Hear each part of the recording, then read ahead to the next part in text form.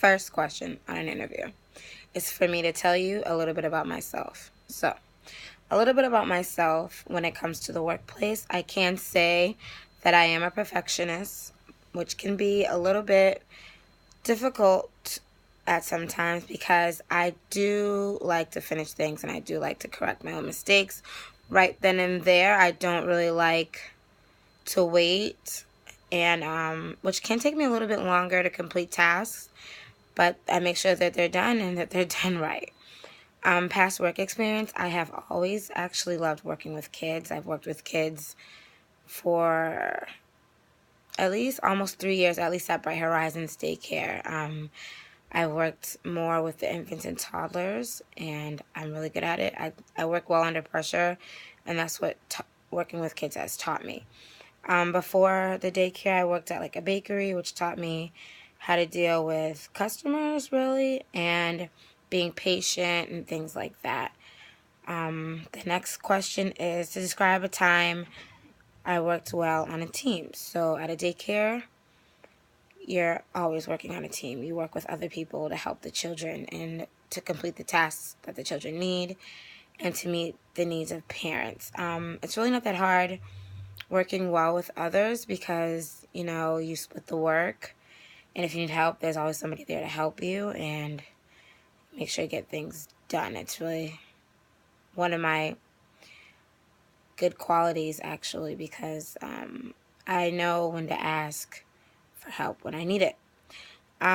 Tell you about a time when I had too many things to do at one time and I had to prioritize. So being in a daycare and working with infants especially, each child does have something due at the same time a lot of the times of the day.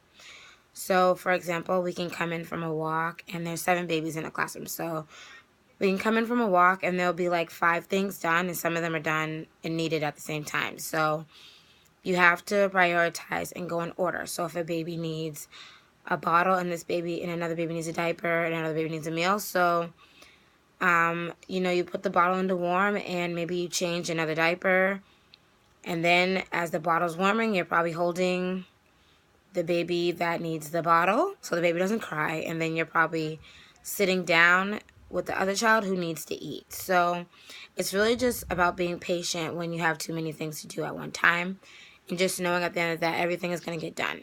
That will help you. Tell you about a time where I had to be above and beyond. So that goes to show with parents who ask their teachers to, let's say they want you to try more than one food. So me as a teacher, we are with the babies a lot, sometimes more than the parents. So it does require you to really know the child and know what the child's going to do and what the child's not going to eat, drink, etc. So sometimes the parent will ask you to warm a bottle, and we know the baby's not going to take it if it's warm. But the parent wants you to try, so you try, you do whatever makes the parent happy. So we'll try the bottle. We know the baby's not going to eat, so sometimes we do call the parent just to make the parent know, like, okay, so, your child's not taking the bottle. Do you want us to try maybe making a different bottle while the bottle's not warmed? Or do you even want us to try to, like, mix the rest of the bottle with some like, oatmeal cereal or something so the baby can actually get something in their bodies to eat? So just things like that shows that, like, us as teachers do care. So that does help the day and help the parent feel at ease.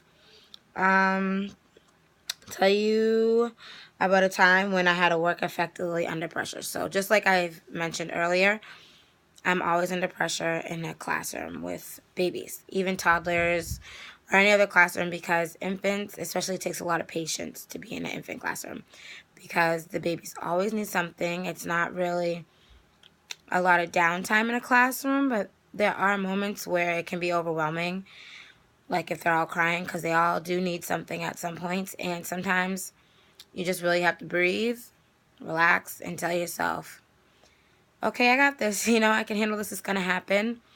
It does get challenging at times, but you really just need to sometimes just think about the fact that these babies need you, so you can't have a malfunction right now. But it is okay to, sometimes ask for help, which I've had to do before, just to like calm things down. And sometimes it's okay to ask for help because it does, calm the situation down. And the babies is what's more important, not anything else, really. So it says, give you an example of when I've taken initiative. So there's been times in the baby classroom where we do train new teachers. So we do get asked sometimes, like, okay, so we have a new teacher coming in. Do you want to train? Do you want to show a tour to help out the center? So I'm always down to show tours. I love where I work. I love the place that I'm in.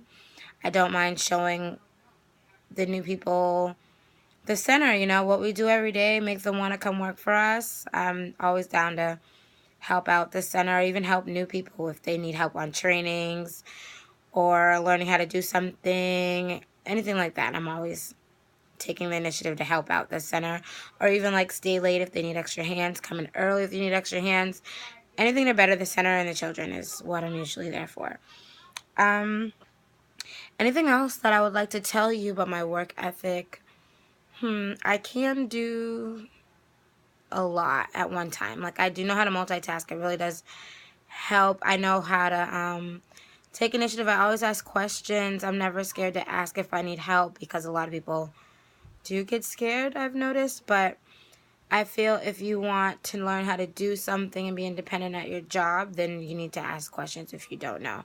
Better to ask questions than to not ask questions. Thanks.